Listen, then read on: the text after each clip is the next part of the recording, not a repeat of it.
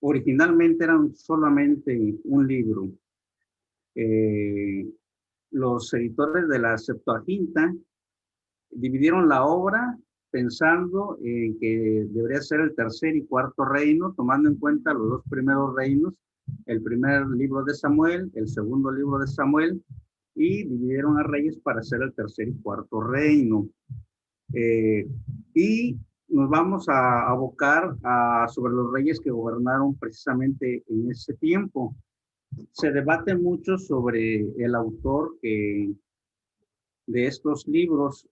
La mayoría coincide que es Jeremías, ya que este libro se vino a escribir más o menos después de la caída de Jerusalén, y Jeremías fue un escritor, un profeta que predicó antes del cautiverio de Jerusalén por los babilonios y después de ellos, y nos recapitula más o menos 400 años de historia que vivió el pueblo de Dios.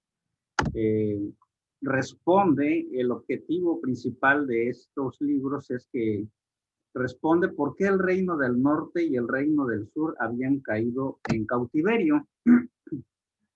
Nos relata cómo el pueblo de Dios es sometido y castigado por extranjeros por la constante violación de su pacto con Dios, para que los exiliados pudieran en ese momento reflexionar sobre su propia historia y poder retornar a los principios de Dios. Así es que el primer libro y segundo libro de Reyes relata acontecimientos de personajes que poseen significado moral y religioso, ya que sabemos que estos reinos tuvieron muchos reyes, hubo muchos personajes, y quizás algunos de ellos solamente se les menciona sin otra cosa más que dice que pecaron, hicieron lo malo delante de Dios, y solamente menciona quizás personajes claves, algo que tiene un significado moral y religioso, así como sus consecuencias. ¿Sí? Bueno, así es que podemos quizás dividir de acuerdo a la historia lo que va sucediendo a los libros de Reyes, desde el primer libro de Reyes, capítulo 1 al verso 11, lo que es el reino unificado, que todavía está bajo la batuta del rey Salomón.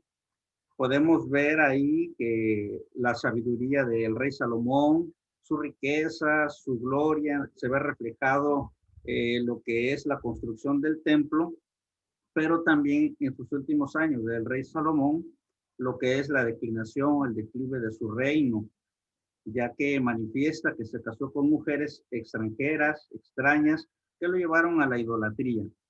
Y como bien dicen algunos pastores, algunos teólogos, un corazón dividido, pues también deja un reino dividido. Y el siguiente rey fue Roboán, ¿sí? Este hombre, si ustedes recuerdan, llegaron a pedirle que fuera más benévolo que su padre, al cual respondió, pues si mi padre los castigó con azotes, yo los voy a castigar con escorpiones. A lo que cuando él envió a alguien, a uno de sus súbditos que cobraba tributos a Israel, pues fue muerto a pedradas, no lo quisieron. El rey huye a Jerusalén, y ahí es donde empieza la división de los dos reinos, ¿sí? Con Roboam. Y del primer libro de Reyes, del capítulo 12 hasta el segundo libro de Reyes, capítulo 17, habla precisamente de este periodo, del reino dividido. Y podemos encontrar que está el reino del norte, que es Israel, compuesta por 10 tribus, en un periodo que hay 20 reyes, de los cuales pues ninguno de ellos es considerado conforme a Dios, a la voluntad de Dios, y nos dice que su capital es Samaria. En Primero de Reyes, capítulo 16, versos 23 y 24, empiezan a hablarnos un poquito de eso. El verso 23 dice, en el año 31 de Asa, rey de Judá, comenzó a reinar Omri, sobre Israel y reinó 12 años. En Tirsa reinó 6 años. O sea que 6 años reinó en Tirsa y después Omri compró a Semer. Semer es un personaje.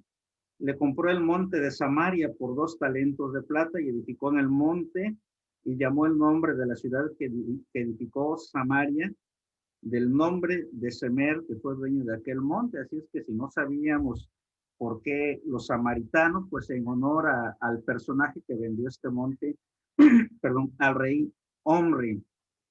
Y ese es el rey. Eso quizás lo más destacado de Omri, pues es haber hecho una ciudad y haber puesto la capital en Semer, ya que había estado en Tirsa 6 años, ¿no?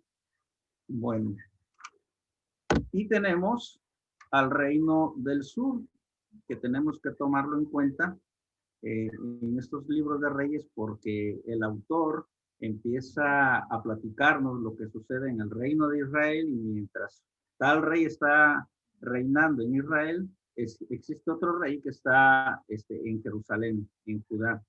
Entonces, en el reino del sur hay 2 tribus, recordemos la tribu de Benjamín y la tribu de Judá. Ahí ocuparon ese tiempo 19 reyes. Lo destacado de aquí es que 8 de ellos hicieron lo bueno y que su capital desde siempre, desde el rey David, había sido Jerusalén. El segundo libro de Reyes, del capítulo 18 hasta el 25, habla precisamente de los sobrevivientes del reino de Judá. Y así es como vamos a entrar un poquito en más a detalle para conocer lo que estos libros nos dicen. Y vamos a empezar con el rey Acab. El rey Acab era hijo de Omri, de aquel que compró aquel monte y le puso por capital Samaria. Este rey dice que era un rey malo que adoraba tanto a Baal, adoraba a los dioses de acera y también a los becerros que había puesto Jeroboam en lo que es Betel y Dan. Había puesto esos becerros precisamente pues para que no se le fuera a la gente, no vaya a ser que los del pueblo de Israel en sus fiestas tenían que subir a Jerusalén, al templo de Jerusalén a adorar. Y entonces él puso estos becerros, este hijo de Omri. Recordemos que él deseaba la historia de la viña de Nabot. Él deseaba esa viña, la quería comprar, la quería intercambiar, le buscó la forma para que su reino, su casa, en donde él vivía, pues fuera más amplio. Pero pues se le negó esta posibilidad de hacerlo. Y recordemos que su esposa, Jezabel, le dijo, bueno, ¿por qué está tan decaído tu semblante? Él le cuenta la historia y dice que manda a hacer ayuno, contrata a hombres perversos que atestiguaron en contra de Nabot de que en ese tiempo de ayuno él había blasfemado contra Dios y contra el rey. Así es que es apedrado y es muerto. Y quien interviene aquí es el profeta Elías. Y dice, te he encontrado porque te has vendido a hacer lo malo delante de Jehová. He aquí yo traigo mal sobre ti y barreré tu prosperidad y destruiré hasta el último varón de la casa de Acab, tanto el siervo como el libre en Israel. ¿Sí? Y nos dice la Biblia en los versos 26 y 27 del capítulo 21, él fue en gran manera abominable, caminando en pos de los ídolos, conforme a todo lo que hicieron los amorreos, a los cuales lanzó Jehová de delante de los hijos de Israel. Y sucedió que cuando Acab oyó estas palabras, rasgó sus vestidos, se puso cilicio sobre su carne, ayunó y durmió en cilicio y anduvo humillado. Uno de los objetivos de la lección 83 es nombrar la ciudad que era capital de Israel durante la mayor parte de la existencia de dicho reino. Ya mencionamos que la capital se llama Samaria, ¿sí? 6 años nada más estuvo en Tirsa y después la capital se fue a Samaria. Y en este momento estamos viendo quizás el segundo objetivo, dar el nombre del rey de Israel que exterminó a los de la familia de Acab y que destruyó a los Baales. Para eso tenemos que saber qué hizo el rey Acab, quién fue el rey Acab. Así es que el rey Acab hizo lo malo delante de Jehová y le dijo que iba a destruir todo lo de su casa, hasta el último varón de la casa de Acab, hasta el siervo como el libre, que fueran de su linaje en todo Israel. Caminó en pos de ídolos. La Biblia menciona reiteradamente en la mayoría de los reyes que hizo pecar al pueblo de Israel, que hizo lo malo delante de los ojos de Dios, cuando como el rey Jeroboam, que el rey Jeroboam puso 2 becerros de oro. Se entiende que estos becerros de oro representaban precisamente a Jehová. Recordemos que Jehová no mandó que se le hiciera ninguna imagen ni que esté arriba en los cielos, ni abajo en la tierra, ni debajo de las aguas. Pero este rey desobedeció eso, no tuvo atención en eso. Y tanto los otros dioses que no representaban a Jehová, como esta intención tan humana de querer representarlo, querer agradar a Dios de una manera distinta a la que Jehová ha indicado, pues era esto, era caminar en pos de ídolos, era hacer lo malo delante de Jehová, era despertar la ira de Jehová. Así es que este era el rey Acab.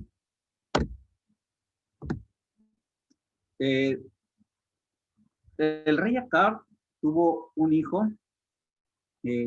Cuando el rey Acab se entera de esto, dice del verso 28-29, vino palabra de Jehová a Elías Tisbita diciendo, ¿no has visto cómo Acab se ha humillado delante? Por cuanto se ha humillado delante de mí, no traeré el mal en sus días. En los días de su hijo traeré el mal sobre su casa.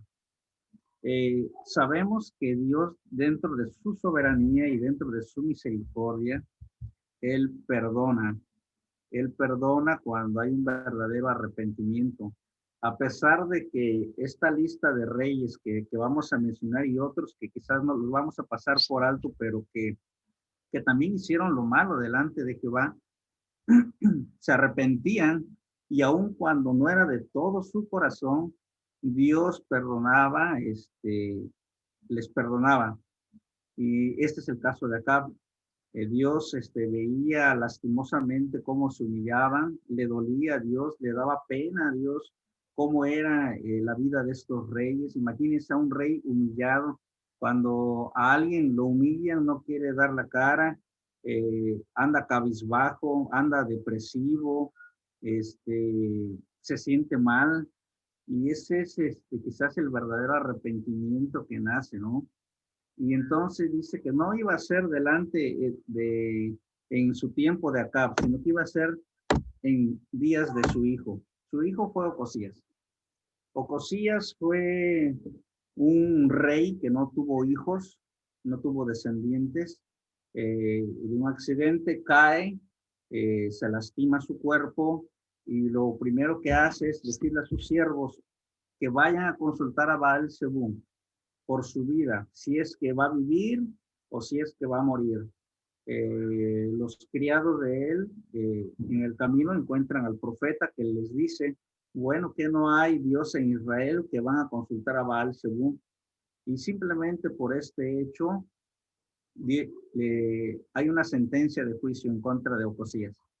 No va a vivir, y para eso le sucede su hermano Joram, el rey Joram. Y aquí entramos ya con Jehú, que termina siendo otro de los reyes. Y es interesante la vida de Jehú.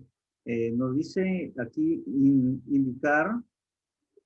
dar el nombre del rey de Israel que exterminó a los de la familia de Acab.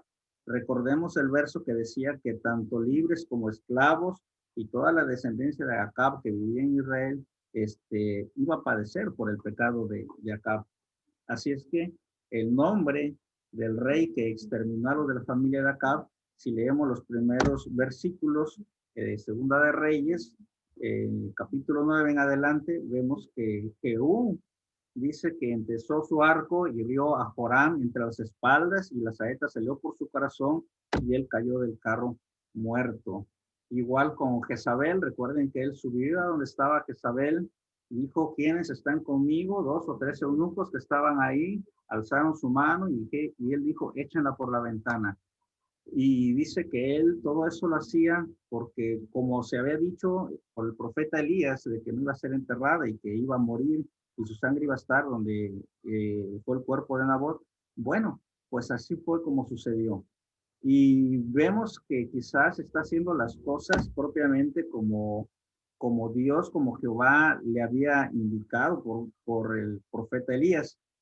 Y en Segundo de Reyes 17, y luego que Jehú hubo llegado a Samaria, mató a todos los que habían quedado de Acab en Samaria, hasta exterminarlos conforme a la palabra de Jehová que había hablado por Elías. No solamente destruyó a la descendencia de Acab por la maldad de Acab, sino que en el segundo libro de Reyes, capítulo 10, vamos a leer de los versos 29 al 31. Dice de la siguiente manera, con todo esto, Jehú no se apartó de los pecados de Jeroboam, hijo de Nabat, que hizo pecar a Israel, y dejó en pie los becerros de oro que estaban en Betel y en Dan. Y Jehová dijo a Jehú, por cuanto has hecho bien ejecutando lo recto delante de mis ojos, e hiciste la casa de Acab conforme a todo lo que estaba en mi corazón, tus hijos se sentarán sobre el trono de Israel hasta la 4ª generación. Mas Jehú no cuidó de andar en la ley de Jehová, Dios de Israel, con todo su corazón, ni se apartó de los pecados de Jeroboam, el que había hecho pecar a Israel. No solamente le dio muerte a Jezabel y a Acab y a su descendencia, recordemos que también de una manera quizás muy ingeniosa mandó a traer a todos los sacerdotes de Baal, a todos los seguidores de Baal, y dijo, si aquel rey había hecho grandes cosas para esa religión falsa, él dijo que iba a echar la casa por la ventana, ¿no? Haciendo una paráfrasis por ahí. Y mandó a reunirlos a todos y mandó a traer también parte de su ejército y cuando todos estaban reunidos, les dio muerte a todos ellos.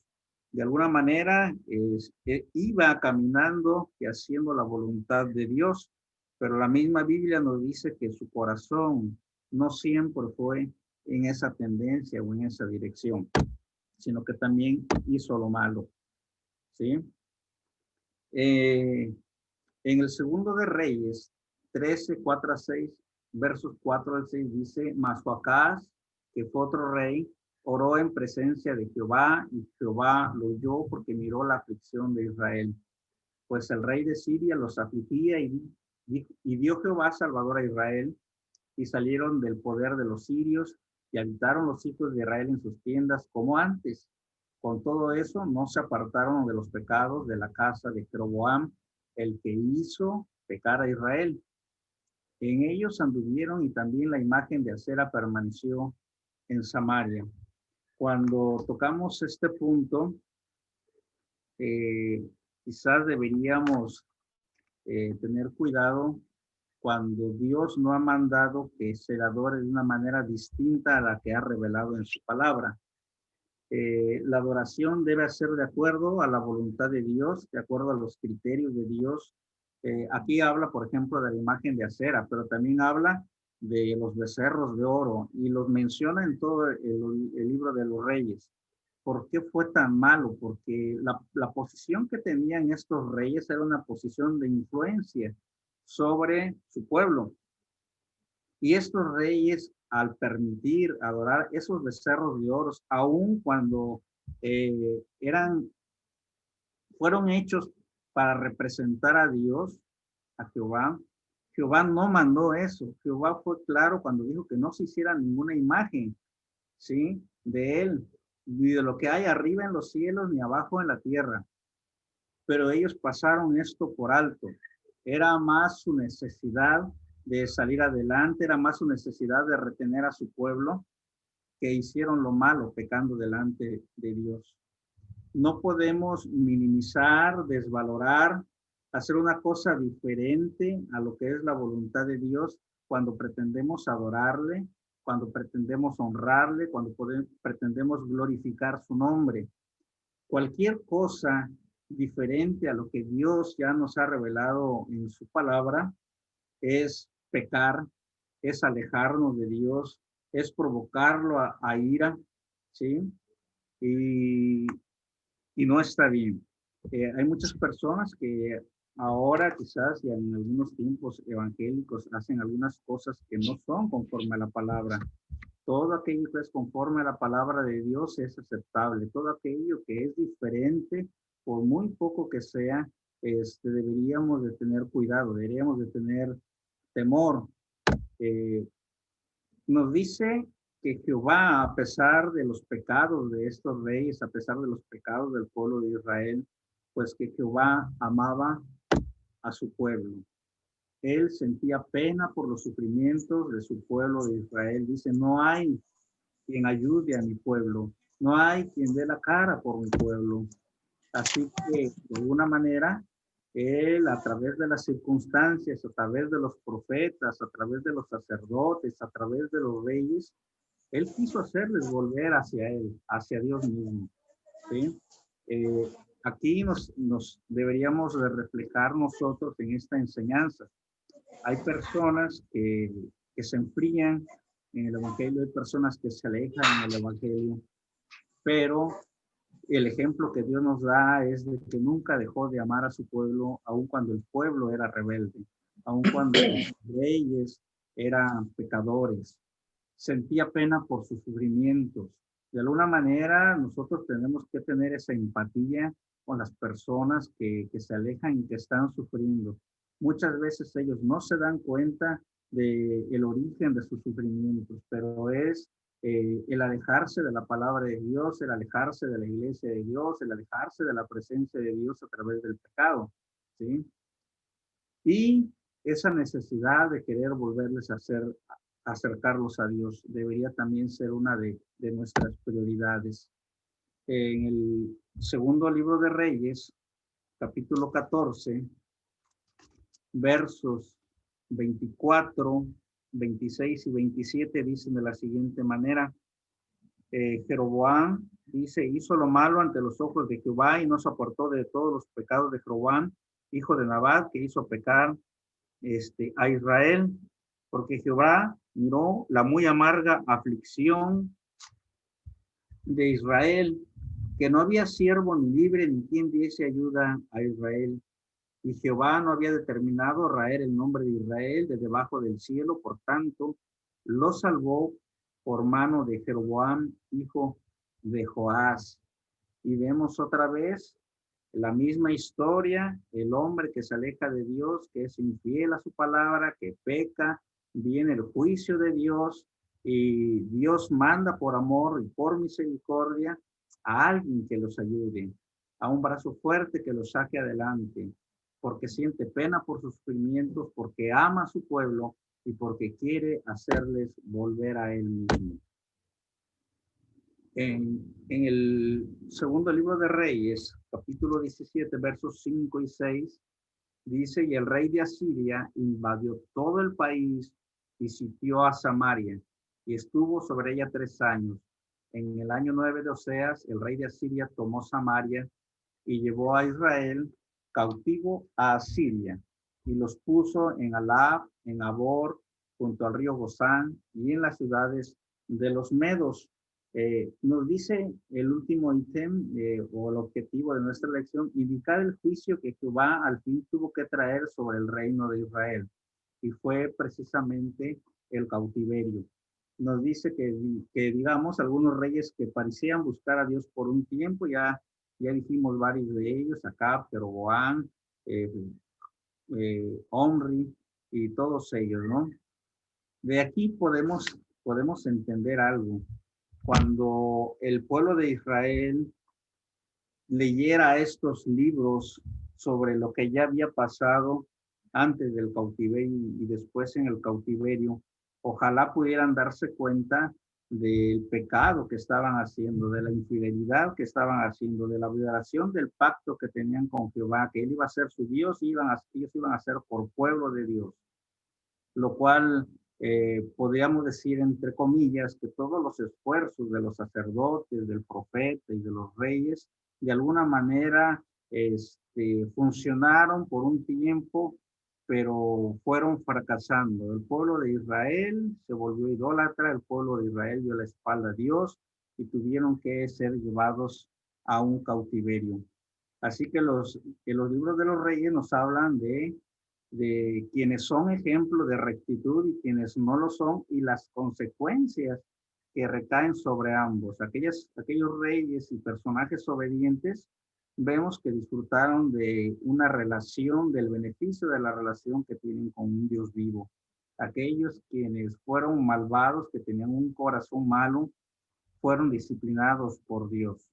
Sabemos que Dios es el autor de la redención y misericordiosamente Él perdona a aquellos que se arrepienten y que retornan a Él.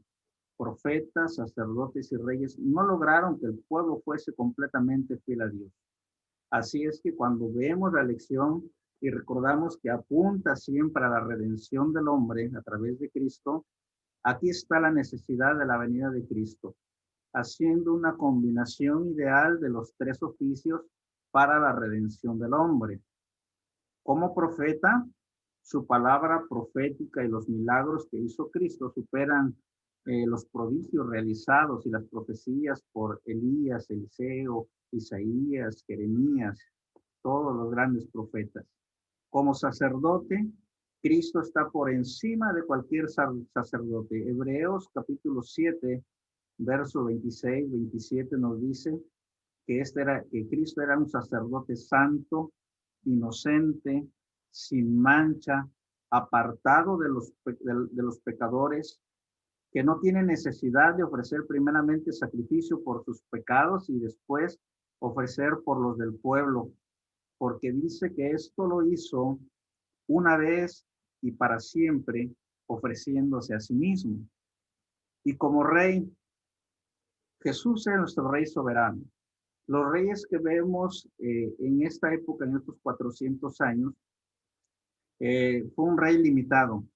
Llegó a su fin, pero Cristo, su reinado de Cristo es para siempre. Apocalipsis nos dice que Él es nuestro Rey de Reyes y nuestro Señor de Señores. Así es que con esta perspectiva que tenemos de los libros de los reyes, quizás cuando lo leamos, quizás cuando lo meditemos, podemos buscar intencionadamente a los reyes que hicieron lo bueno y ver cómo procedían de acuerdo a la voluntad de Dios. Hubo otros que lo hacían momentáneamente, como Jehú, y que parecían rectos, pero que al final de cuentas su corazón era desviado. Y ejemplos de eso podemos encontrar quizás en muchas personas que mientras tienen necesidad se acercan a Dios, oran a Dios, se humillan, están tristes, están dolidos, sufren las consecuencias del pecado. Pero en el momento en que las circunstancias han pasado y las cosas vienen a bonanza, cuando hay tranquilidad y paz, se olvidan de Dios. Dejan de seguir a Dios, dejan de buscar a Dios, dejan de hacer la voluntad de Dios. Y de ahí podemos tomar nosotros una enseñanza, pues quizás para nuestra vida personal, para poder quizás ministrar a otros hermanos, para tener ese amor, esa compasión por lo que están sufriendo y tratar de hacerlos volver a Dios. Eh, no sé ustedes, hermanos, pero yo leyendo esta lección y buscando, metiéndome un poco más a la historia y cotejándolo con la Biblia y todo eso, encontramos verdades que no solamente en aquellos años se daban, verdades que la gente hoy en día está sumida, metida en la idolatría, está lejos de Dios, busca a Dios solamente en sus necesidades, vuelve a olvidarse de Dios, pero la palabra nos vuelve otra vez a alinear, la palabra nos vuelve otra vez a conducir a la verdad Y creo que es lo que cada cristiano anhela, encontrar esa verdad para saber cómo conducirse delante de Dios. Un Dios que es omnipresente y que el cristiano vive consciente de esa omnipresencia y que sabe que donde quiera que está, y aún durmiendo y levantando, siguiendo a donde vaya, está ante la presencia de un Dios vivo, justo, sí, misericordioso y amoroso, pero que también es justo. Quizás los resultados de perdonar el pecado, Dios eso es soberano y puede quitarnos quizás del sufrimiento, pero muchas veces nos deja con las consecuencias de nuestro pecado, de nuestra maldad. Dios a veces a través de las circunstancias hace revelar lo malo que tenemos dentro de nosotros. Nosotros quizás no fungimos como reyes, pero nosotros sí tenemos influencia sobre nuestra familia, sí tenemos influencia en nuestro trabajo, sí tenemos influencia dentro de la iglesia y debemos de caminar con mucho cuidado, con temor, con temblor y de dar un testimonio verdadero, fidedigno, que sea congruente nuestro decir, nuestro hablar con nuestra actitud. Bueno, hermanos, esto es lo que puedo compartirles a cada uno de ustedes. Y si hay algún comentario, es el momento en que pueden tomar el micrófono. Si tienen alguna duda, está nuestro hermano Víctor también por ahí, están otros hermanos que nos pueden también apoyar. Ok, hermano Wilfrido, muchísimas gracias. Así es, hay muchas verdades que podemos observar, ¿verdad? En este libro que nuestro hermano ha compartido. Una de las cosas que me llama la atención, que tal vez en nuestra lectura nos podemos dar cuenta, ¿verdad? Cómo Jezabel influyó en la vida de Acab. Jezabel era una mujer extranjera. Ella no tenía temor de Dios. Ella prácticamente promovió los altares a Baales, ¿verdad? Y cómo también esto influye en la vida de Acab. Dios ya había dicho de antemano que no deberían estar con mujeres, o no deberían tener mujeres extranjeras, porque iba a desviar su corazón. Lo mismo pasó con Salomón, ¿verdad? Y cómo los reyes continuaron también con esto. Las mujeres desviaron sus corazones y no fue la excepción acá. Y es triste cómo muere Jezabel, ¿sí? Muy brutal, muy triste su situación de ella. Aquí hay mucho que recortar. Bueno, el libro no destaca eso, pero quiero traerlo a mente de ustedes, ¿no? Cómo influye nuestras esposas en nuestros ministerios. Bueno, se puede poner interesante eso, ¿no? Cómo puede influir nuestras esposas dentro del ministerio, dentro de la obra de Dios, ¿no? Y la verdad, a las esposas parece nada, a veces no parece que están enfrente del ministerio, pero ellas están atrás y puede influir para bien o para mal. Y va a repercutir en el ministerio que tenemos, ya sea la enseñanza, ya sea la predicación, ya sea el pastorado, ya sea el diaconado, ¿verdad? Y pues sí es importante este punto, ¿no? ¿Qué opinas al respecto? O algo con relación a lo que nuestro hermano dijo, ¿no? Eso sería como algo que podemos traer a mente, a consideración. Otra cosita por ahí, lo tocó el hermano, ¿no? En el ítem 83.15, los becerros de oro, el hermano comentaba cómo el liderazgo también influye. Yo apenas acabé de decir que la mujer cómo puede influir en su esposo, pero también el esposo o el liderazgo cómo puede influir en una verdadera adoración a Dios. Lo que ellos hagan, lo que ellos digan, actúen, va a llevar, va a encaminar al pueblo de Dios a actuar de esa manera, si es bíblico o fuera de la palabra de Dios. Sí.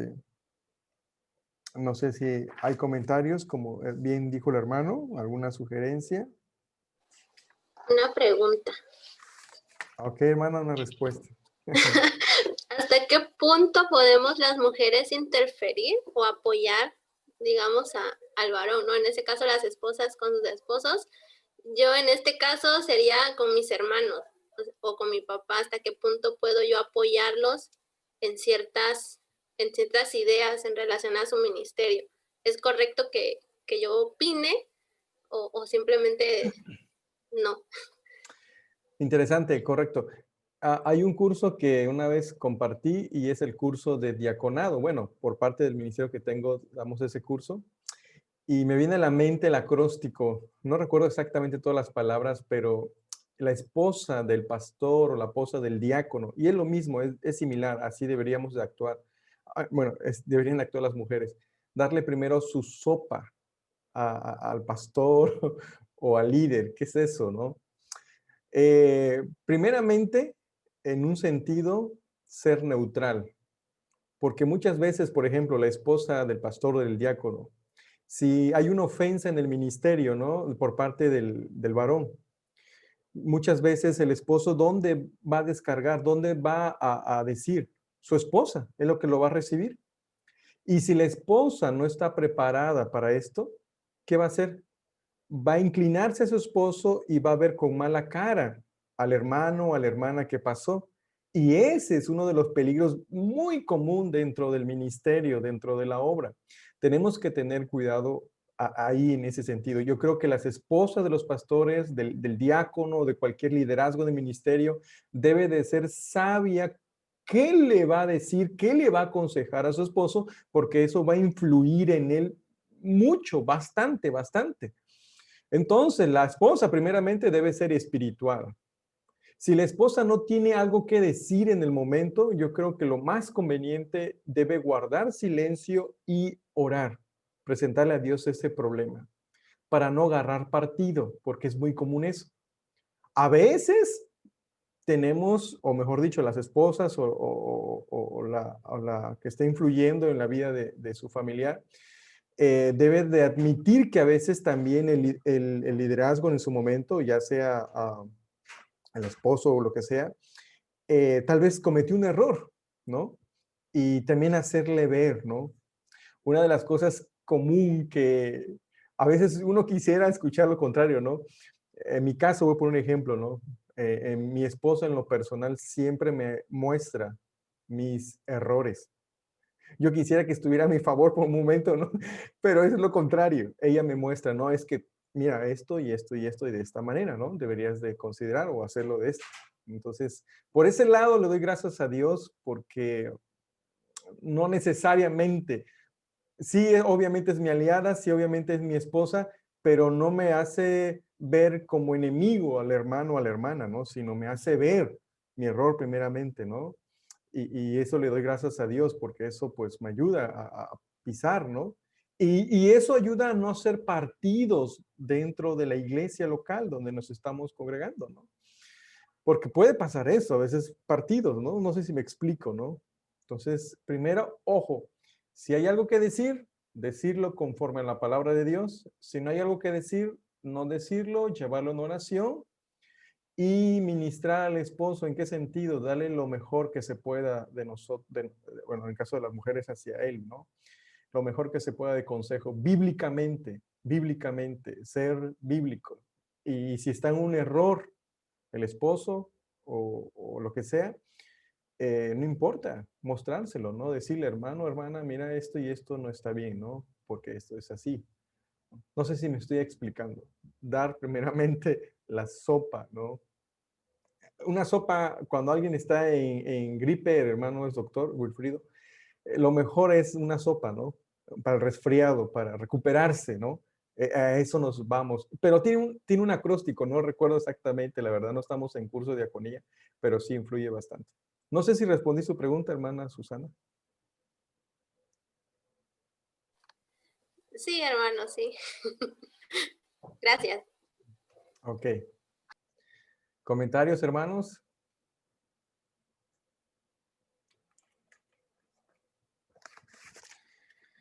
Una de las preguntas que surgía en el libro, en el ítem 8322, es Se fue la línea. ¿cómo debe ser nuestro proceder hacia los que nos rechazan o los maltratan cuando queremos guiarles a los pies de Cristo? Esa es una muy buena pregunta, ¿no? En el ítem 8322. Muchas veces Nos hemos preguntado, a alguien que le estoy evangelizando, ¿hasta cuándo debo de seguir o de continuar si veo que no responde? No sé si se lo han hecho, ¿no? ¿Hasta cuándo? Bueno, creo que aquí lo tenemos, ¿no? Debemos de mostrarles, dice nuestra respuesta, amor y ayuda y seguir testificándoles de Cristo. En otras palabras, hasta cuando la misma persona nos diga rotundamente, ya no quiero nada, escuchar, ya no. Mientras tanto, usted síguele compartiendo, hablándole, y si está receptivo y esté dispuesto, porque suele pasar eso, ¿no? A veces no tenemos respuesta o no podemos actuar hasta cuándo. Ay, pues que no viene a Cristo, ya le hablé una, dos. Esto puede verse llevar años, ¿eh? Para que la persona pueda venir al Señor. Sí. No sé si consideraron esa pregunta. Algo que observamos aquí en estas lecciones, hermano, estas lecciones son un punto central, un punto cardinal para entender el Antiguo Testamento. No sé si se dieron cuenta. Bueno, la hermana ahorita Susana va a continuar. Vamos a anotar, vamos a ver cómo inicia la división. Ya el hermano Wilfrido muy bien introdujo eso también, cómo inició la división de los reinos, cuál reino se fue a Siria, cuál reino se va a Babilonia. Esto es importante. Muchos hermanos se pierden en la historia cuando no entienden estos puntos, y esto es central, en nuestra comprensión del Antiguo Testamento. Así que yo les invito a que hagan a conciencia esas lecciones porque nos van a ayudar bastante en eso. Y aparte de las verdades que nuestro hermano nos ha compartido, ¿verdad? ¿Preguntas, comentarios, hermanos? Con confianza. Háganlas siempre para que podamos interactuar. Hermano Luis Matus.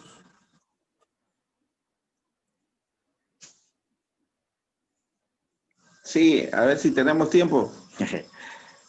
Hermano, en el ítem 8323, no sé si nos puede ampliar aquí, dice que algunos reyes de Israel aparentemente, la palabra aparentemente, obedecían a Jehová por corto tiempo. ¿Habrá gente que por corto tiempo, corazón, que nomás hagan la pinta, o cómo lo podemos ver ahí? Ok, bueno, escuché entrecortado O como los idólatras católicos, que nomás van por compromiso, pero no de corazón, pues. Escuché entrecortado una parte de su pregunta, pero creo que entendí. Sí, es que se va la señal un poquito. Ajá, entendí. Primeramente es un buen punto, ¿no? Triste y lamentablemente parecía que empezaban bien, pero más adelante venía tropiezos, ¿verdad? Eso podemos ver la debilidad del reinado. Un reinado, como bien se decía el hermano, que no era permanente, que no era eterno, a comparación del reinado verdadero de Cristo. Ese resalta. Todo el reinado fue temporal de estos reyes, a excepción del reinado eterno de nuestro Señor Jesucristo, ¿no? Ahora, por el otro lado, lo que usted comentaba, pues siempre doy una respuesta con relación a la parábola del sembrador. Acuérdese de cómo las personas reciben la palabra. Unos no la entienden, viene el malo y se la quita. Otros se emocionan, pero no tienen profundidad. ¿Y qué pasa? Vienen problemas y se apartan. Otros, los afanes de la vida. Si no hay firmeza en el Señor, también sos desviados. Solamente dieron frutos el de la buena tierra, ¿verdad?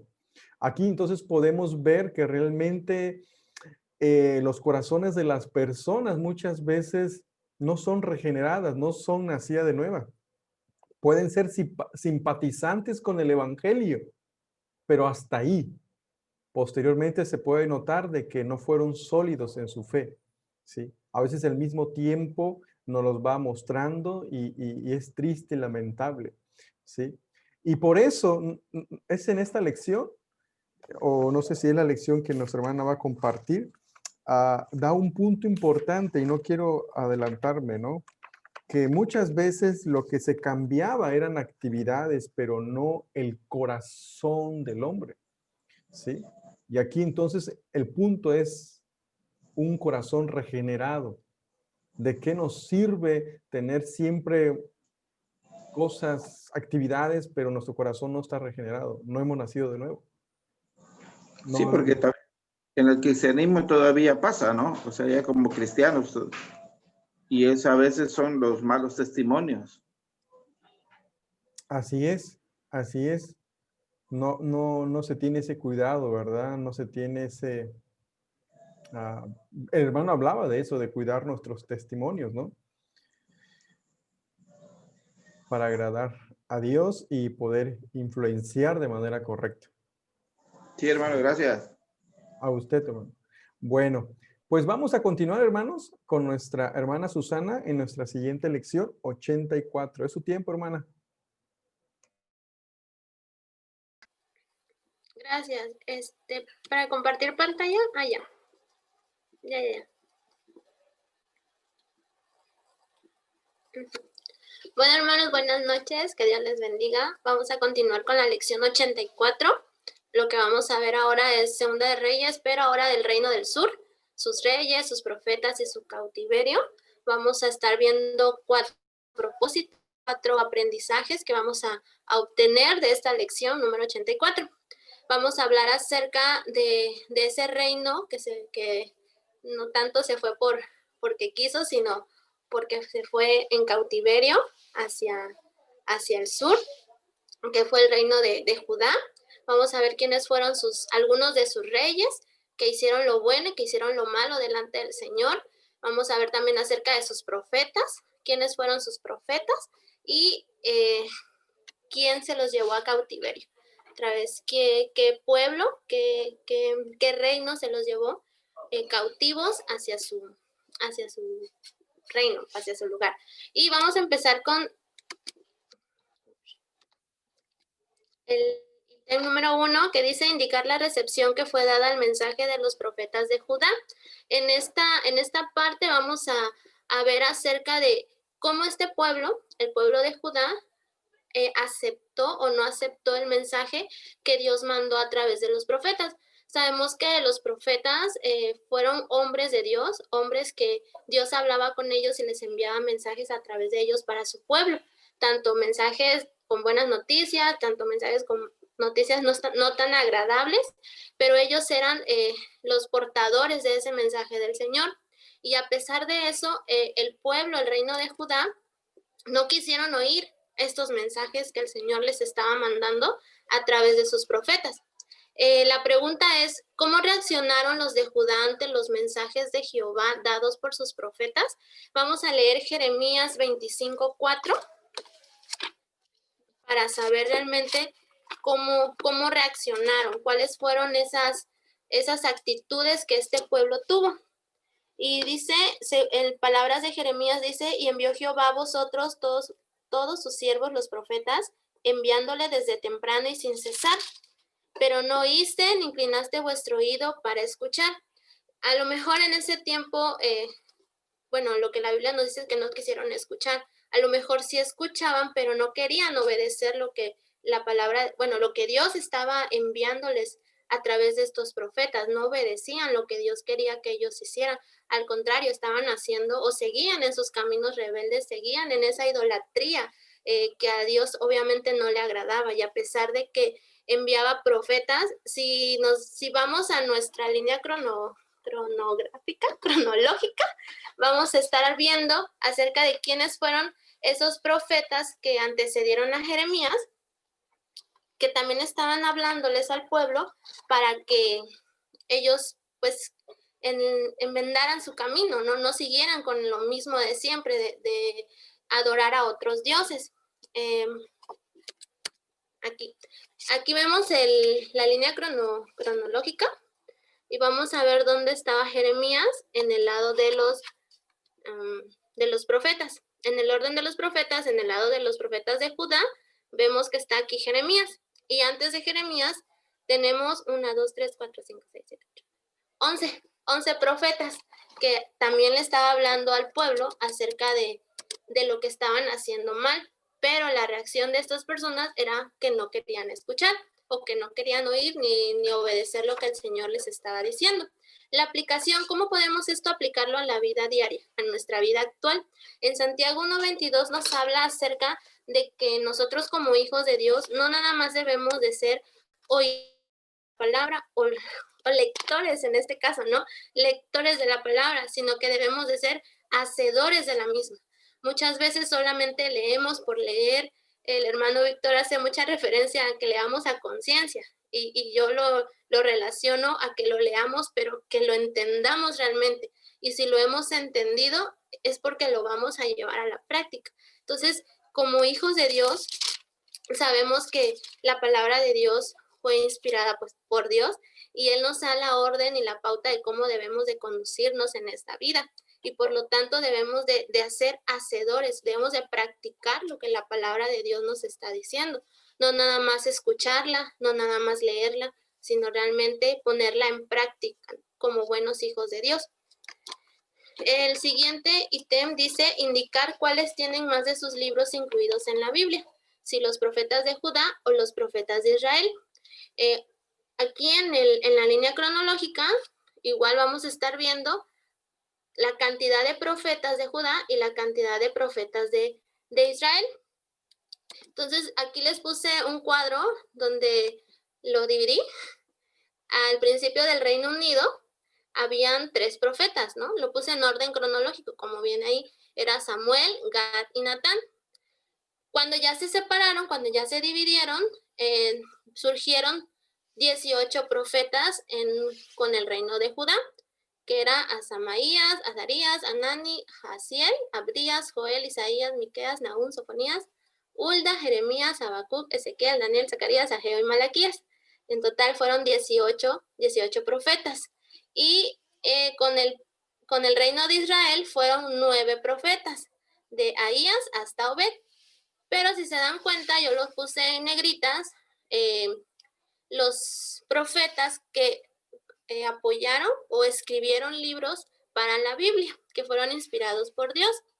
Si nos damos cuenta, pues ahí están, si ya conocemos los 39 libros del Antiguo Testamento y los libros de los profetas mayores y de los profetas menores, nos damos cuenta que esos encajan muy bien tanto en los mayores como en los menores. Y ya en esta tabla ya lo clasifiqué si pertenecen a los profetas mayores o a los profetas menores. En la tribu de Israel fueron tres profetas que contribuyeron a la escritura de la Biblia, que fue Jonás, Amós y Oseas, y pertenecen a los profetas menores. Y a la tribu de Judá, tanto mayores como menores, los mayores fueron 4, que eran los Isaías, Jeremías, Ezequiel y Daniel. Y de los profetas menores son 9, de Abdías hasta Malaquías. Entonces, contestando la pregunta de cuál grupo de profetas tenemos más libros en la Biblia, pues los de los profetas de Judá fueron 13 quienes apoyaron o ayudaron para la redacción de la escritura de la palabra de Dios.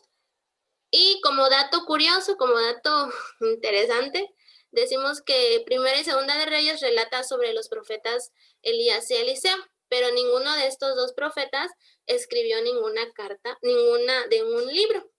La respuesta no la tengo, pero a lo mejor ustedes tienen algún argumento del por qué ellos no lo escribieron. Sabemos que Elías lo relacionamos con Juan el Bautista y a Eliseo con Jesucristo, si mal no recuerdo. Si es que estoy mal, me dicen.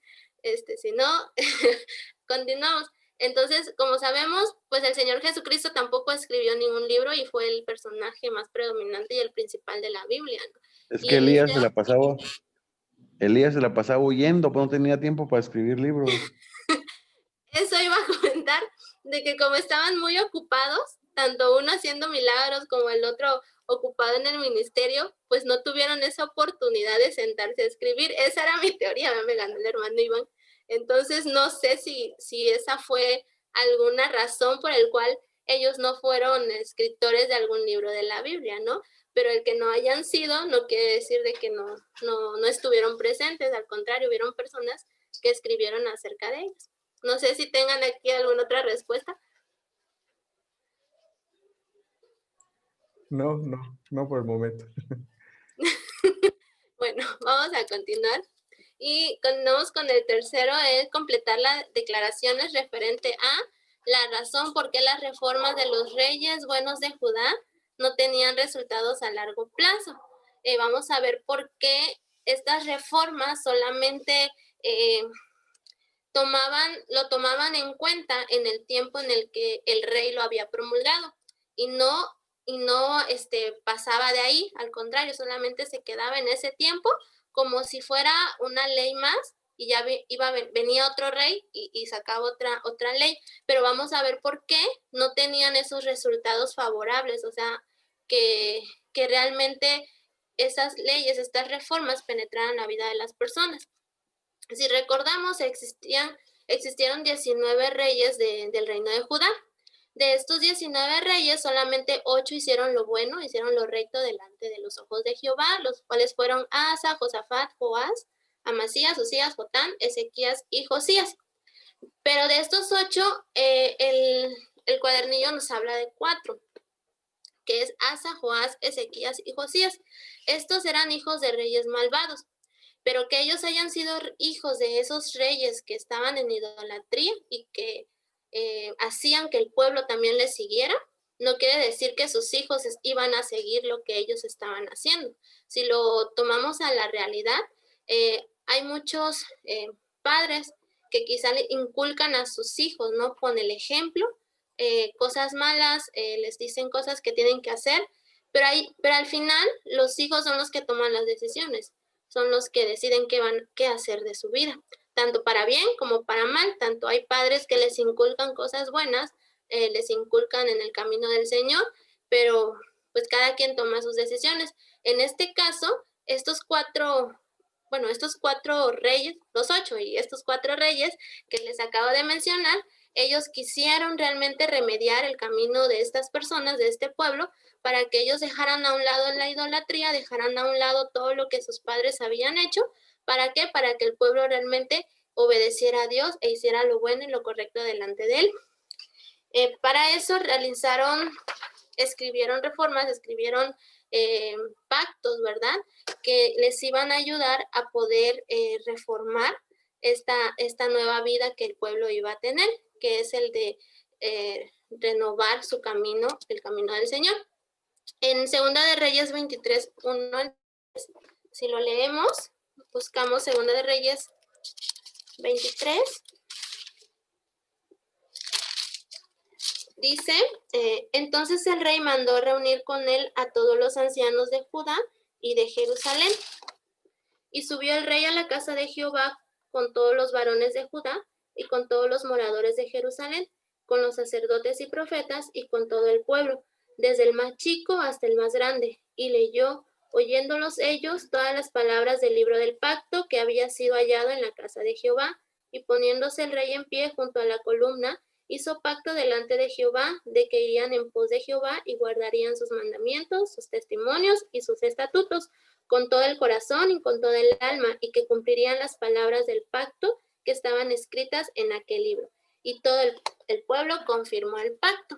Aparentemente, como dice aquí, las reformas que había hecho Josías, pues el pueblo los aceptó, tomó la decisión de avalar lo que Josías estaba diciendo, y quizás tuvo impacto en la vida del pueblo. La palabra confirmar el pacto fue de que estaban totalmente de acuerdo con lo que el rey en ese momento estaba diciendo. Pero quizás, yo lo tomo de esta manera, quizás solo porque era el rey, ellos aceptaron eso, porque querían agradar al rey, porque querían seguir al rey, ¿no? Como el líder que es, y pues querían tener contento quizás al rey. Entonces, por eso el pueblo hizo eso, confirmar, aceptar lo que Josías había dicho. Cuando el pueblo hizo eso, Josías destruyó los ídolos que estaban en Judá. Ahí en el versículo 23, pero ahora del 4 al 6 nos dice que Entonces mandó el rey al sumo sacerdote Hilcías, a los sacerdotes del segundo orden y a los guardianes de la puerta, a que sacasen del templo de Jehová todos los utensilios que habían sido hechos para Baal, para Acera y para todo el ejército de los cielos, y los quemó fuera de Jerusalén en el campo de Cedrón, e hizo llevar las cenizas de ellos a Betel, y quitó a los sacerdotes idólatras que habían puesto los reyes de Judá para que quemasen incienso en los lugares altos en la ciudad, en Judá y en los alrededores de Jerusalén, y asimismo a los que quemaban incienso a Baal, al sol, a la luna y a los signos del zodiaco, y a todo el ejército de los cielos. Hizo también sacar la imagen de Acera fuera de la casa de Jehová, fuera de Jerusalén, del valle de Cedrón, y la quemó en el valle de Cedrón, y la convirtió en polvo, y echó el polvo sobre los sepulcros de los hijos del pueblo. Esto quiere decir que este fue la reforma que Josías había hecho con el pueblo. El destruir, quemar, romper todos los ídolos que tenían ahí en Judá. Después Josías muere. Lo mata el faraón Necao, rey de Egipto. Y en cuanto muere Josías, sube al reinado su hijo Joacás, pero solamente reinó 3 meses. De ahí el faraón pues puso a su hermano, al hermano de Joacás, que se llamaba Joacim. Bueno, se llamaba Eliaquim, pero le cambió el nombre a Joacim.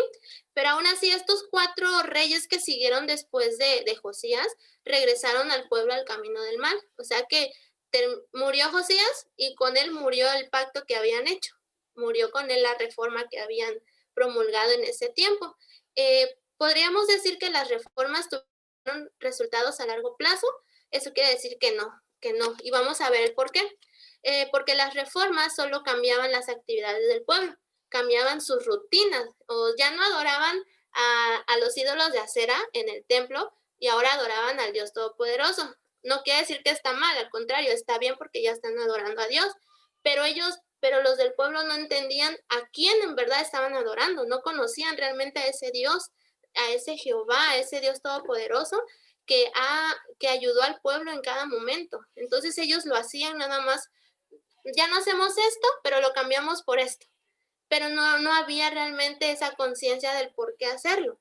No tenían en su corazón plasmado o la convicción de a quién estaban adorando y por qué lo estaban adorando. Solamente cambiaron de Dios, digamos, ¿no? Antes tenían varios y ahora cambiamos a un solo Dios.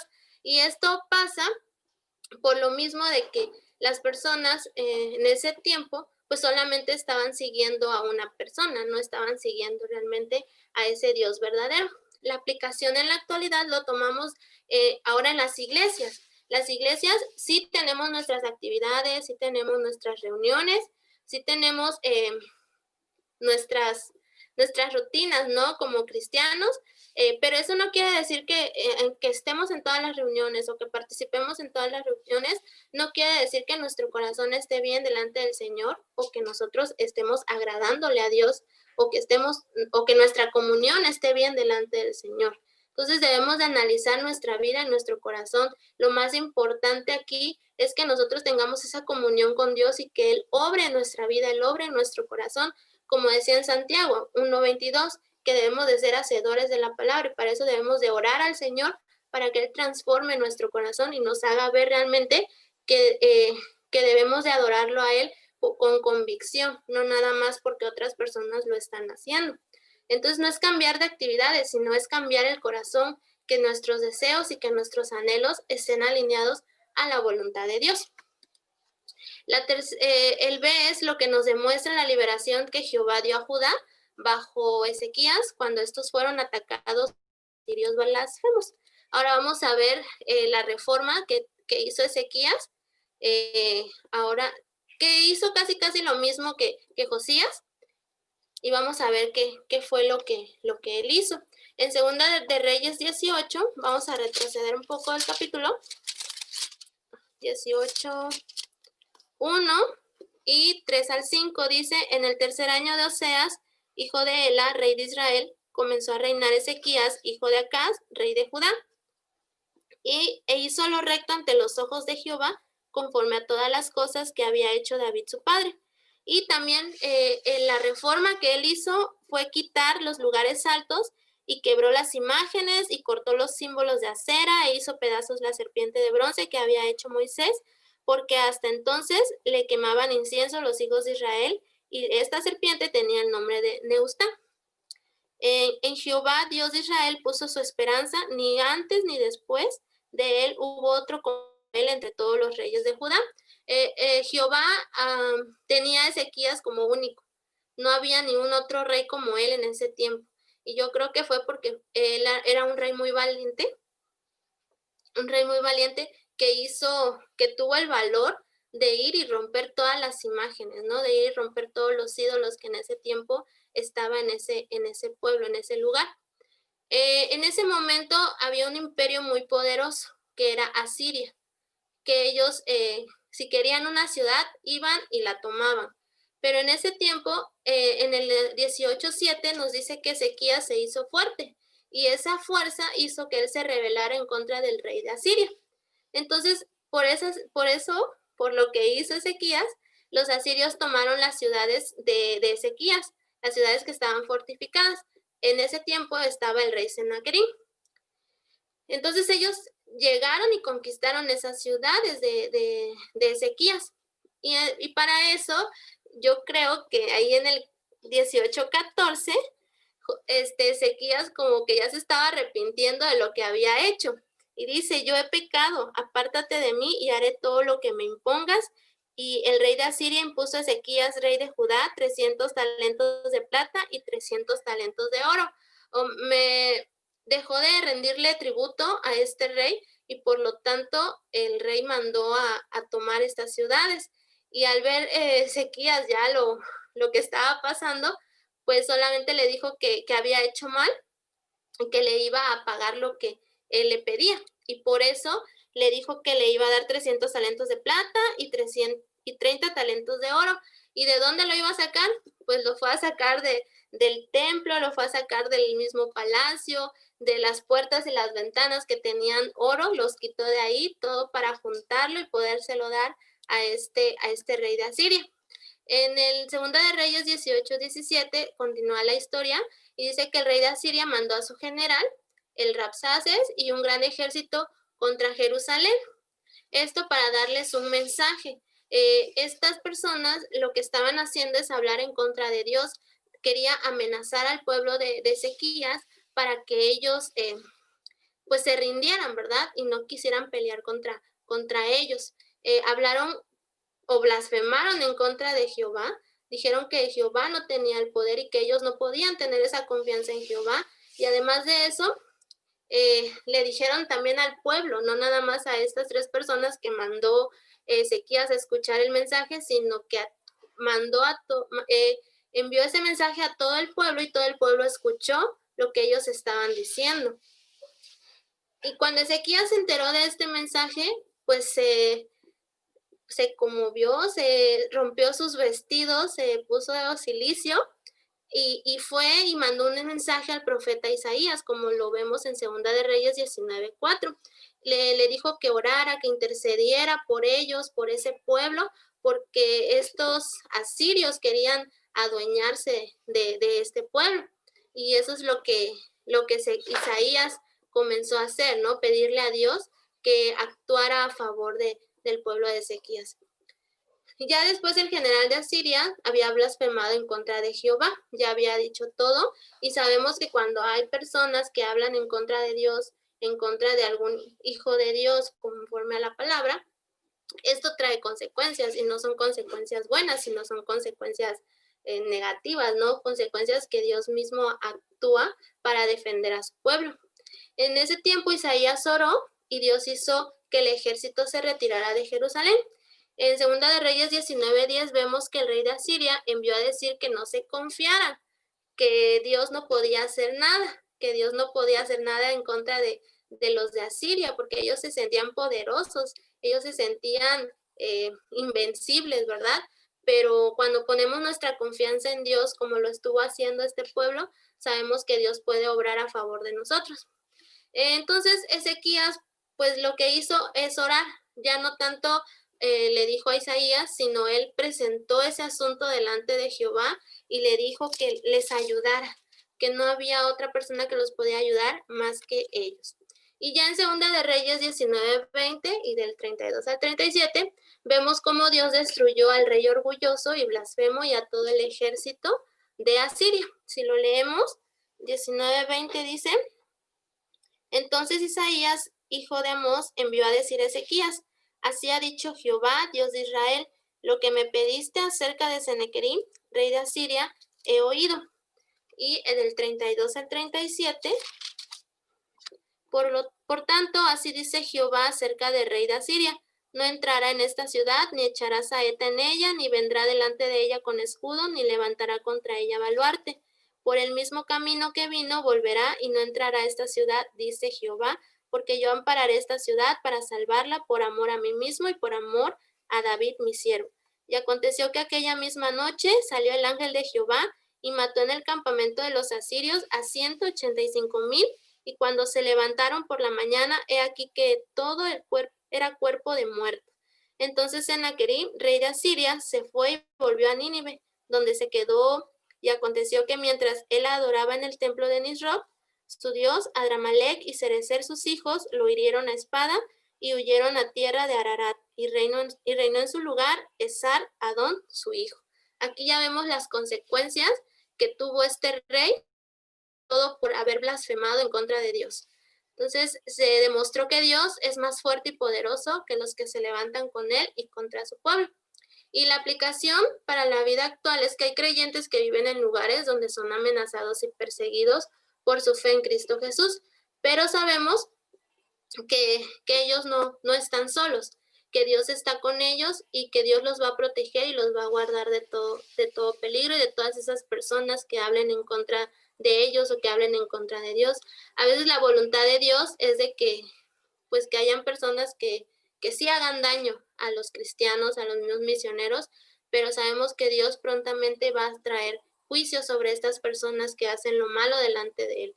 Y nosotros como cristianos debemos también de orar los unos por los otros, debemos de orar por esas personas que están sufriendo ataques de otras personas solamente por predicar la palabra de Dios. Sabemos que Dios no va a tardar en hacer juicio en contra de esas personas. Y el C es el juicio divino que por fin cayó sobre Judá. Vamos a ver cuál fue ese juicio. Jehová tenía que traer también sobre Judá juicio como lo hizo con Israel, como lo vimos en la lección pasada. Así como envió a Israel a cautiverio a Asiria, asimismo envió a Judá a cautiverio a un país extranjero. Y en Segunda de Reyes 24, 11 al 5, nos dice cómo se llama el imperio que se los llevó cautivos. 24, 11 al 15 dice: vino también Nabucodonosor, rey de Babilonia, contra la ciudad cuando sus siervos la tenían sitiada. Entonces salió Joaquín, rey de Judá, al rey de Babilonia, él y su madre, sus siervos, sus príncipes y sus oficiales. Y lo prendió el rey de Babilonia en el 8º año de su reinado. Y sacó de allí todos los tesoros de la casa de Jehová y los tesoros de la casa real, y rompió en pedazos todos los utensilios de oro que habían hecho Salomón, rey de Israel, en la casa de Jehová, y como Jehová había dicho. Y llevó en cautiverio a toda Jerusalén, a todos los príncipes y a todos los hombres valientes, hasta 10,000 cautivos, y a todos los artesanos y herreros, no quedó nadie pobre del pueblo de la tierra. Asimismo llevó cautivos a Babilonia, a Joaquín, a la madre del rey, a las mujeres del rey, a sus oficiales y a los poderosos de la tierra, cautivos los llevó de Jerusalén a Babilonia. Y bueno, ellos también, el pueblo, al hacer lo malo ante los ojos del Señor, pues también tuvieron consecuencias, también tuvieron ese juicio. Y pues Dios permitió, en su infinita misericordia, permitió que los de Babilonia, o en ese tiempo Nabucodonosor, pues se llevara cautivo al pueblo de Judá. En Segunda de Crónicas 36:14 nos relata la verdad, que es muy triste, por el cual Judá fue llevado al cautiverio.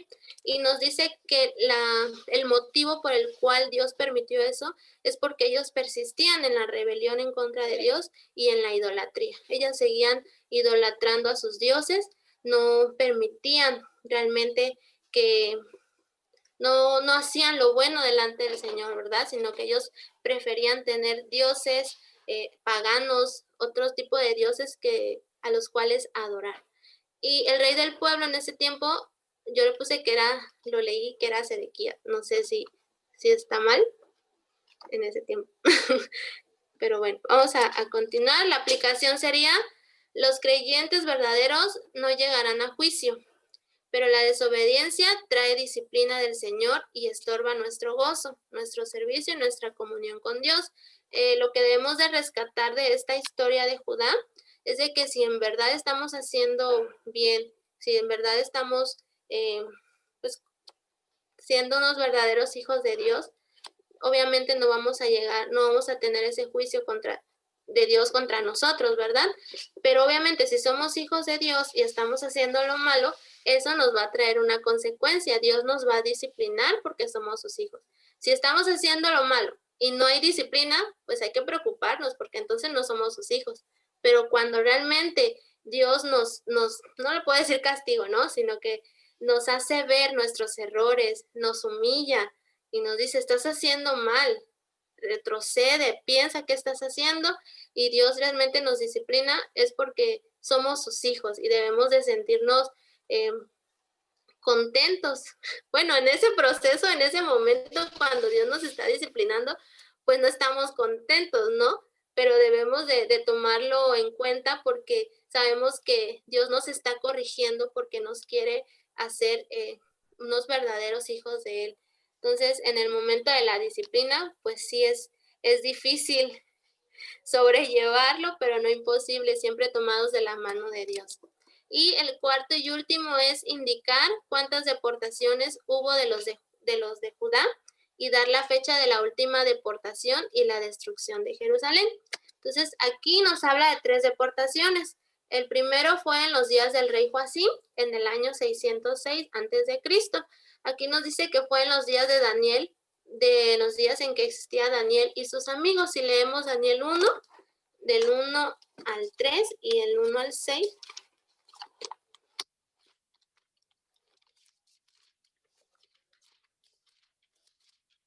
Nos dice: en el año 3 del reinado de Joacim, rey de Judá, vino Nabucodonosor, rey de Babilonia, a Jerusalén y la sitió. Y ahora del 3 al 6 dice: y dijo el rey a Aspenaz, jefe de sus eunucos, que trajesen de los hijos de Israel, del linaje real de los príncipes, muchachos en quienes no hubiese tacha alguna, de buen parecer, enseñados en toda sabiduría, sabios en ciencia y de buen entendimiento, e idóneos para estar en el palacio del rey, y que les enseñase las letras y la lengua de los caldeos. Y el 6 dice: entre estos estaba Daniel, Ananías, Misael y Azarías, hijos de Judá. Entonces, aquí en la primera deportación nos relata la historia de Daniel, donde ellos no se contaminaron con la comida del rey, ¿no? Ellos siguieron fielmente en lo que creían, que eran en Jehová, en Dios.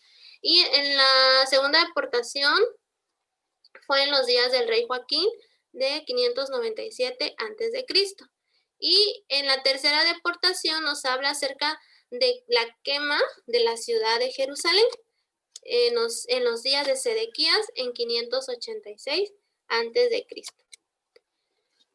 Y como último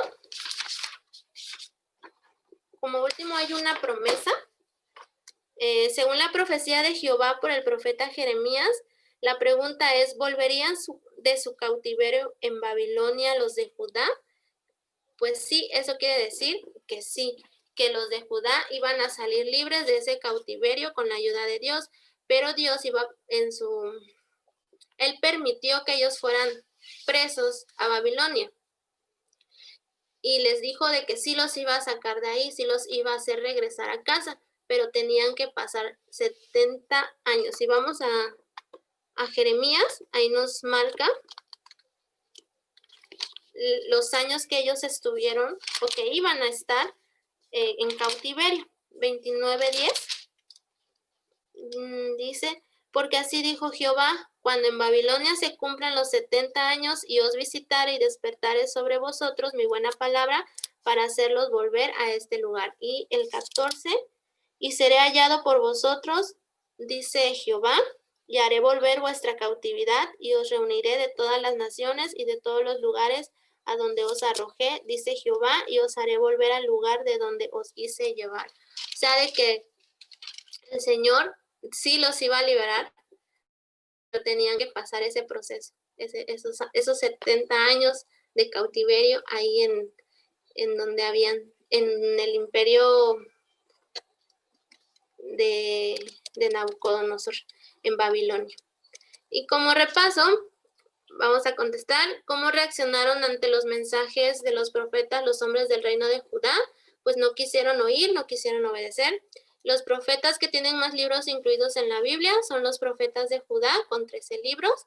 Las reformas hechas por los reyes no tuvieron resultados a largo plazo porque estas reformas solo cambiaron en ellos sus rutinas, sus actividades y no realmente sus corazones. No hubo una enseñanza tal cual que hiciera cambiar el corazón de las personas. Y el cuarto, Dios puede librar a su pueblo de las amenazas de sus enemigos y que tarde o temprano vendrá el juicio de Dios sobre los blasfemos y los orgullosos. El quinto, como juicio divino, los de Judá fueron llevados al cautiverio a la nación de Babilonia. Ese fue el juicio de Dios en contra de este pueblo que no quiso obedecer. Y de las deportaciones, tuvieron 3 deportaciones. La fecha de la última deportación y la destrucción de Jerusalén fue en el año 586 a.C. Bueno, ese sería un poco de la lección 84. Ya si hay alguien que quisiera profundizar o abarcar más cosas, pues adelante. Ahí le dejo al hermano Víctor el lugar. Ok, hermana, muchas gracias. Muchas gracias. Así es. Bueno, más que nada aplicaciones, ¿no? Cuando comentaba cómo los reyes, los sucesores, los hijos de los reyes que tomaban el trono, a veces no continuaban la maldad de sus padres, como en el caso de Ezequías u otros reyes, ¿no? Y cómo no influyó. Y así usted la aplicación con relación a cómo los padres también a veces pueden aconsejar a sus hijos, ¿no? Esa sería la otra cara de la moneda, pero a veces, ¿por qué los hijos salen diferentes? Por ejemplo, en el pastorado o los hijos de un ministro, ¿no? Se les inculca la palabra, pero se desvían cuando son jóvenes o son adultos, ya toman sus decisiones, no quieren nada saber de las cosas de Dios. ¿Hasta qué punto son responsables los padres y hasta qué punto no? Bueno, podemos notar que siempre y cuando el padre ha cumplido con su responsabilidad de instruirle en su camino, creo que no necesariamente es responsable de los padres. Los hijos, cada uno es responsable de sus decisiones que ellos toman. ¿Sí? Esto es importante.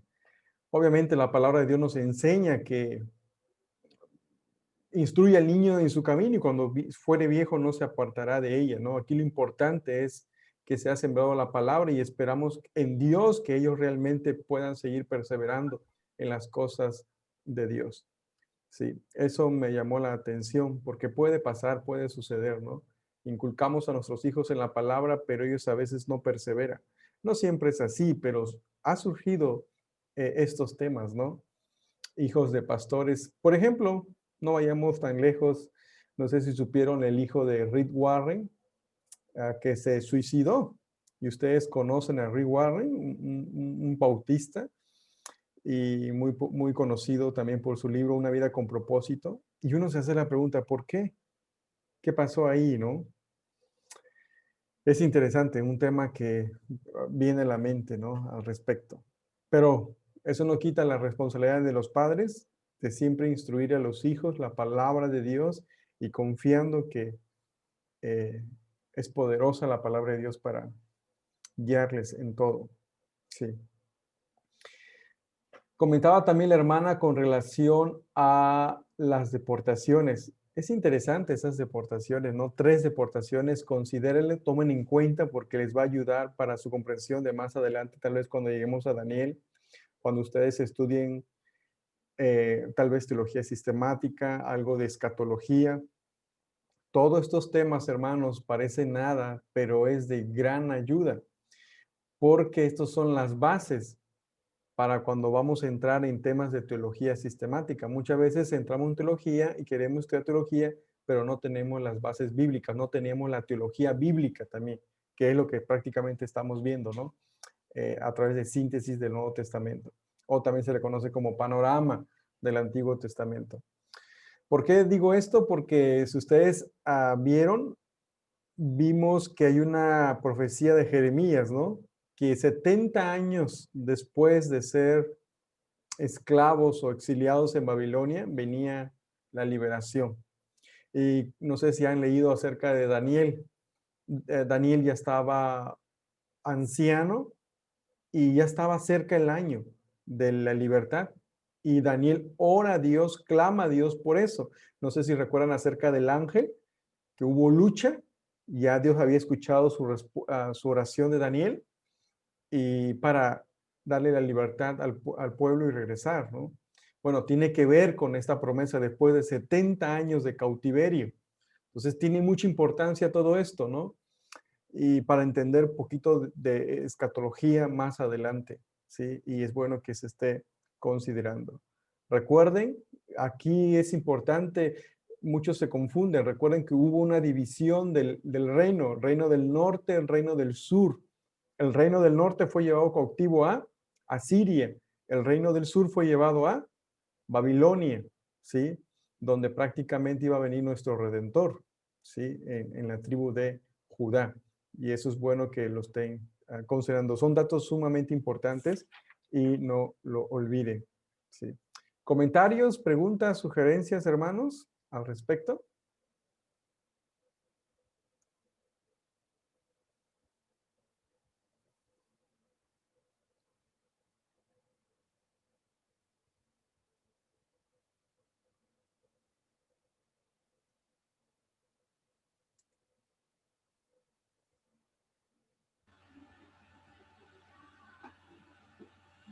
Bueno, quizás, hermano, entender que cuando hace esa mención de que por qué quizás los hijos de pastores no son pastores o no continúan en algún ministerio, la Biblia nos enseña que hay diferentes dones, diferentes ministerios. Quizás no todos son llamados al pastorado, pero sí somos llamados a ser discípulos, a ser seguidores de Cristo, a llegar a la estatura del varón perfecto. Entonces, con los diferentes dones y ministerios, pues tenemos que servir a nuestro Dios con las habilidades, con los dones que el Espíritu Santo ha puesto en nosotros. Sí es difícil entender muchas veces lo que pasa con los hijos o con los familiares de los líderes, pero hay mucha responsabilidad personal de cada quien, de cómo acepta el Evangelio o las enseñanzas de la palabra de Dios, en hacerlas o no hacerlas. Pero si lleva la responsabilidad es compartida cuando el ejemplo de lo que se predica, pues no concuerda con la vida, ahora sí, perdón, con lo que son los frutos del Espíritu.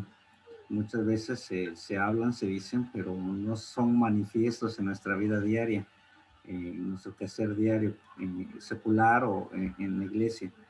Pero pues nosotros debemos entender que debe haber esa congruencia, y de ahí en fuera, hermanos, pues cada uno en donde se encuentre, que nuestra vida siempre glorifique a Dios, que siempre estemos atentos a la voluntad de Dios en nuestras vidas.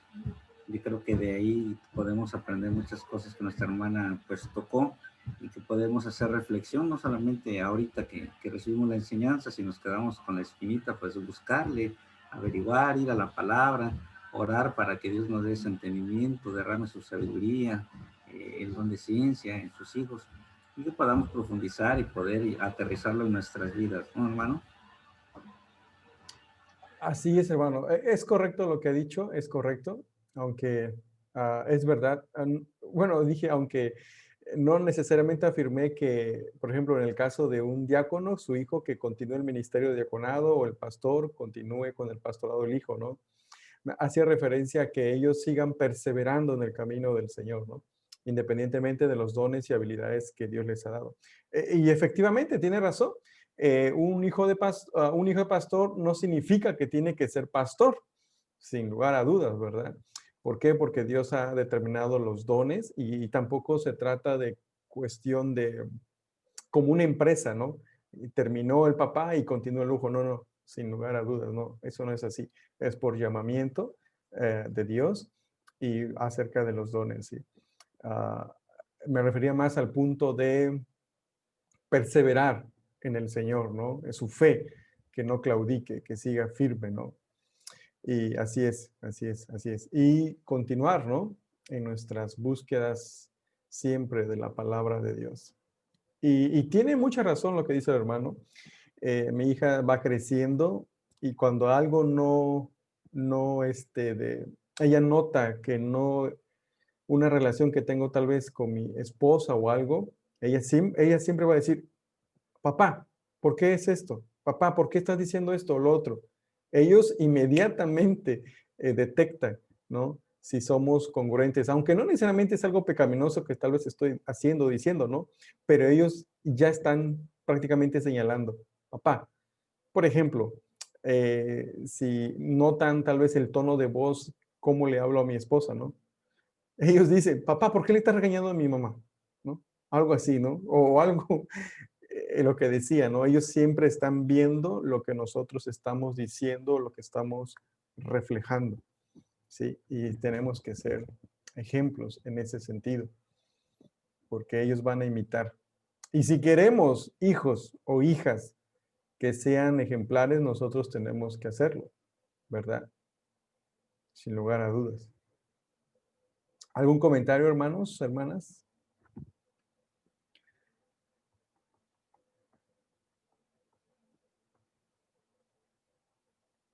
Participen.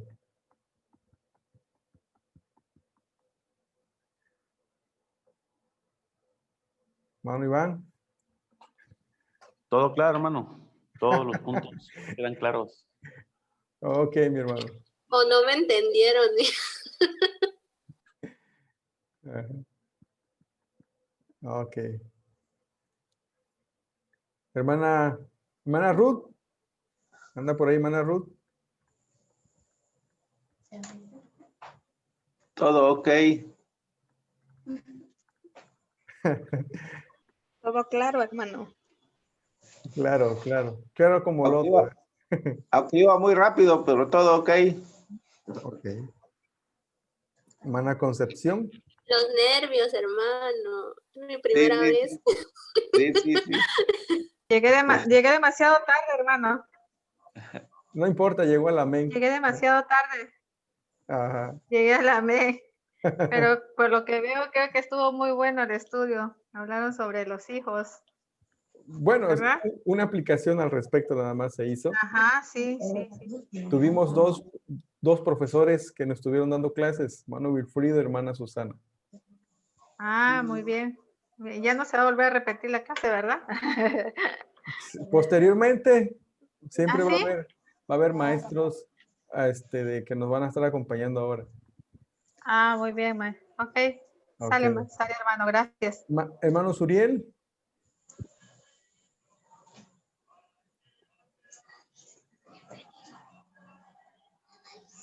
Ahí me doy cuenta cuando están conectados, ¿eh? Cuando no me contestes que dejaron nada más el video y se fueron.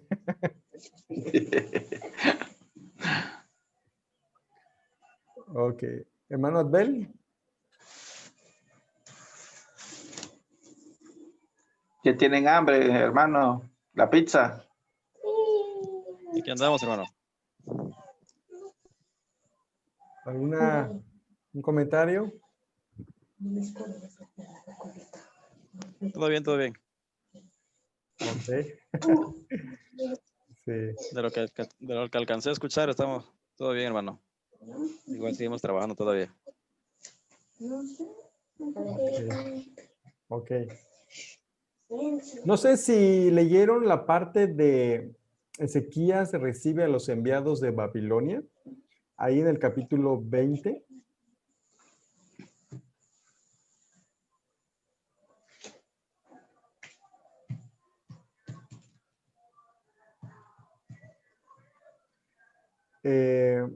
Bueno, desde el capítulo 19, desde el versículo 1, sí es 19, la enfermedad de Ezequías, ¿no? Cómo Dios permitió, ¿no?, su restauración porque Él le rogó. Verso 7 dice que tomó masa de higos y tomándola la pusieron sobre la llaga y sanó. Pero posteriormente Ezequías recibe a los enviados de Babilonia y le enseñó todas las riquezas. Y lamentablemente, pues eso tuvo consecuencias, ¿verdad? Que posteriormente los iban a llevar a Babilonia, a exiliados. Dice el versículo 15. Bueno, desde el 14, entonces el profeta Isaías vino al rey Ezequías y le dijo, ¿qué dijeron aquellos varones y de dónde vinieron a ti? Ezequías le respondió, de lejanas tierras han venido de Babilonia. Y él le volvió a decir, ¿qué vieron en tu casa? Y Ezequías respondió, vieron todo lo que había en mi casa. Nada quedó en mis tesoros que no le mostrase. Entonces Isaías dijo a Ezequías, oye palabra de Jehová. Y aquí vienen días en que todo lo que está en tu casa y todo lo que tus padres han atesorado hasta hoy será llevado a Babilonia, sin quedar nada, dijo Jehová. Y de tus hijos que saldrán de ti, que habrás engendrado, tomarán y serán eunucos en el palacio del rey de Babilonia. Entonces Ezequías dijo a Isaías, la palabra de Jehová que has hablado es buena. Después dijo, habrá al menos paz y seguridad en mis días. ¿Sí? Aquí vemos cuando prácticamente después es llevado a Babilonia, ¿sí? El reinado del sur, que es Judá, ¿sí?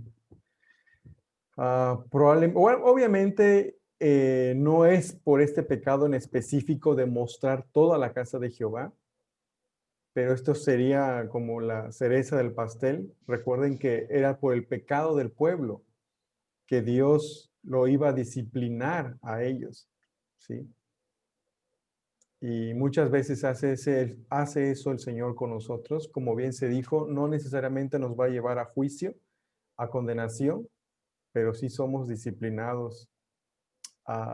Y hay momentos en que Dios va a pasar pruebas a nuestras vidas, pero siempre nos va a seguir sosteniendo. Él nos quiere forjar para ser cristianos sólidos. Tiene un propósito. Y con esa misma consolación que Él está haciendo en nuestras vidas, como dice Corintios, Él va a permitir para que posteriormente también nosotros lo hagamos con otros. Eso muchas veces Dios permite en nuestras vidas. Aunque en su momento nosotros no entendemos las circunstancias que estamos pasando, Dios lo usa todo para su gloria. Y hermanos, no hay otra forma como Dios nos forja o como Dios nos forma. Muchas veces es a través de la disciplina o a través del sufrimiento, pero Dios lo permite y nos quiere personas sólidas en nuestro carácter, en nuestra fe. No he encontrado otro hermano en la fe que diga que sea lo contrario. Todos pasamos esos.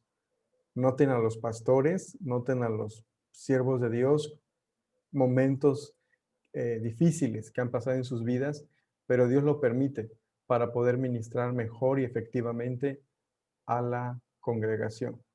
¿Sí? Bueno, eso nada más sería como un comentario al respecto. ¿No hay más comentarios, hermanos? Sé que ya tienen hambre. Ya van a ir por su clayuda, ¿verdad?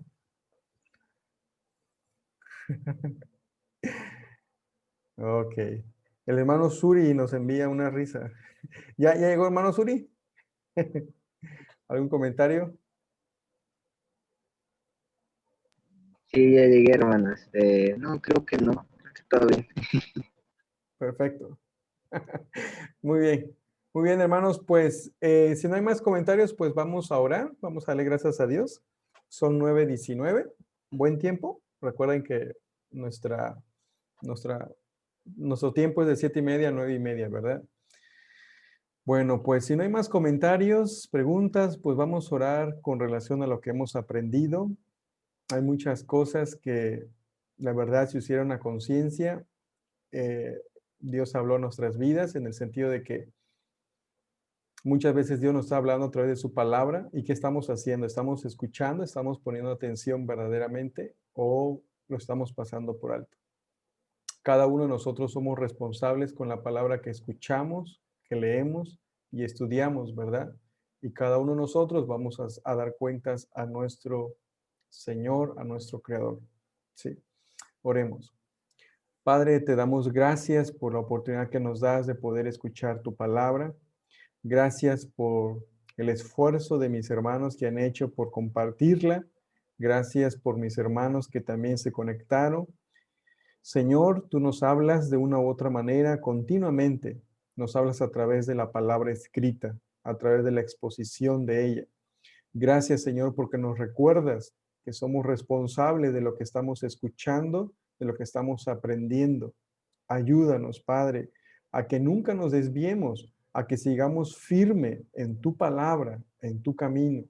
Padre, ayúdanos. Sabemos que podemos mantenernos sólidos si nos apegamos a la roca que es Cristo, si nos apegamos a tu palabra, porque sin ti no podemos hacer nada. Señor, síguenos dando entendimiento, sabiduría para comprender la palabra, para entenderla, para poder aplicarla también. Y gracias, Señor, por cada uno de mis hermanos que siguen firmes. Rogamos no solo por los que están presentes, sino por todos los hermanos que están estudiando, que sigan siendo fieles en sus lecciones. Tal vez por X o Y razón no pueden conectarse, pero que sigan estudiando, que no flaqueen, Padre, porque es el alimento espiritual la cual nos sostiene, la cual nos capacita, la cual nos entrena para poder servirte mejor. A ti sea la gloria y la honra, Padre, por todo. Gracias, en el nombre de Cristo. Amén y amén. Bien. Pues, por último, ¿están dispuestos a la foto o no? ¿O sí? O, bueno, por los que gusten, pues vamos a tomarnos una foto para el recuerdo. Me dijera mi esposa la foto porque no siempre vamos a tener pandemia. Y este es un recuerdo histórico que va a quedar, ¿eh? Que tuvimos clases virtuales en Zoom y pues no siempre, ¿verdad? Va a ser así. Esperemos que tal vez para el próximo año puedan mejorar las cosas. Si no, pero algún día va a acabar esto. No siempre va a ser así, ¿verdad? Entonces, vamos a tomarnos la foto. ¿Ok? Ok. Sonrisa, colgate.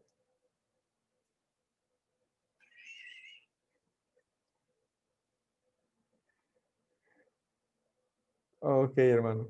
Muchísimas gracias. Muchísimas gracias. Ya saben, ¿eh? Tengo una clase que no pude subir, está pendiente, ¿verdad? Disculpen por ahí, no he subido una clase anterior, pero esperemos ya pronto hacerla, ¿sí? Lleva su tiempecito por eso, y ahorita he estado un poquito ocupado, pero vamos a hacerlo, ¿sí? Muy bien, hermanos, sin más que decir, pues muy buenas noches a cada uno de ustedes, saludos y bendiciones, y nos vemos primeramente Dios en nuestra próxima clase. Ánimo, échenle ganas, y hay vacaciones, ¿eh? No, y les vamos a decir, así que conéctense para decirles cuándo empiezan sus vacaciones. Ok, mis hermanos, pues muy buenas noches, saludos y bendiciones a cada uno. Adiós. Buenas noches. Buenas noches, hermano. Muchas gracias. Dios les bendiga, hermano. Descansen.